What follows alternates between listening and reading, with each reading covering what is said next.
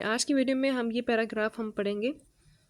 तो पहले हमने पढ़ा था रॉबर्ट हुक के बारे में 1665 में, फिर हमने उसी टाइम एक और साइंटिस्ट था एंटोन वॉन लीवनहुक, उसके बारे में पढ़ा। अब हम पढ़ेंगे in 1809 a French scientist Jean Baptiste de Lamarck also observed cells, उसने भी सेल्स को ऑब्जर्व किया। when he examined the parts of the animals and plants under microscope, जब उसने जो है एनिमल्स और प्लांट्स की डिफरेंट पार्ट्स को उसने सेल्स के उसने माइक्रोस्कोप के अंडर उसको ऑब्जर्व किया। He concluded that all living organisms are made up of cellular tissues, उसने ये अखज़ किया, ये उसने एक बात उसने कंक्लूड की कि सारे जो ऑर्गेनिजम्स हैं, जितने भी लिविंग ऑर्गेनिजम्स हैं, वो सेलुलर टिश्यूज से बने हैं। In 1831, a British botanist, Robert Brown, described the nucleus as the characteristic spherical body in the plant cell. जो अब 1831 में एक ब्रिटिश बॉटनिस्ट था रॉबर्ट ब्राउन, जिसने ये डिस्क्राइब किया कि जो न्यूक्लियस है जो न्यूक्लियस है वो एक स्फेरिकल बॉडी है प्लांट सेल के अंदर। ये चीज़ उसने किस तरह पता लगाई? उसने प्लांट सेल को उसने माइक्रोस्कोप के अंडर उसने ऑब्जर्व किया था।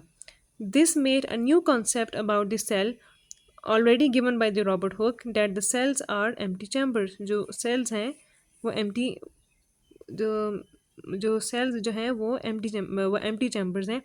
रॉबर्ट हुक ने ये कहा था कि जो सेल्स हैं वो खाली अंदर से, लेकिन जो रॉबर्ट हुक है उसने ये कहा था कि सेल्स जो है वो एम्प्टी चैम्बर्स हैं, लेकिन जो रॉबर्ट ब्राउन है उसने ये कहा कि जो न्यूक्लियस है एक सेल के अंदर, एक स्फेरिकल बॉडी है जिसको न्यूक्लियस कहते हैं, वो प्लांट सेल के अंदर मौजूद है, यानी कि सेल खाली नहीं है, इसके अंदर ऑर्गेनलीज या जो ऑर्गेनलीज हैं डिफरेंट, वो इसके अंदर मौजूद हैं।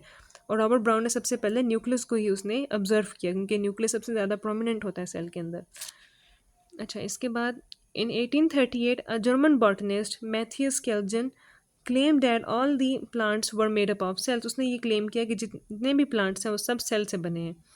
This was supported by a German geologist Theodor Schwann in 1839 who prove that the animals were also made of cells, उसने ये कहा कि एनिमल्स भी सेल से बने हैं। Thus, Skelton and Swan proposed that all living organisms are made up of cells. जितने भी living organisms हैं सब सेल से बने हैं। And it was the first statement of the cell theory. ये जो statement है that all living organisms are made up of cells, ये सेल थ्योरी की पहली स्टेटमेंट थी। तो इसके बाद जो अब नेक्स्ट जो पैराग्राफ है ऊपर हम अपनी नेक्स्ट वीडियो में पढ़ेंगे।